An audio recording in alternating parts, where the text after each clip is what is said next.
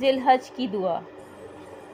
اے اللہ، یہ حج بیت اللہ کا مہینہ ہے، اس ماہ مبارک میں ہمارا کوئی گناہ نہ رہنے دے جسے تو نے بخشا نہ ہو، اور نہ کوئی غم جس سے تو نے رہائی نہ دی ہو، اور نہ کوئی قرض کہ جسے تو نے ادا نہ کیا ہو، اور نہ گمشدہ شے کہ جسے تو نے ہم تک نہ پہنچایا ہو، اور نہ دنیا اور آخرت کی حاجات میں سے کوئی حاجت کہ جسے تو نے پورا نہ کیا ہو اور اسے آسان نہ بنایا ہو۔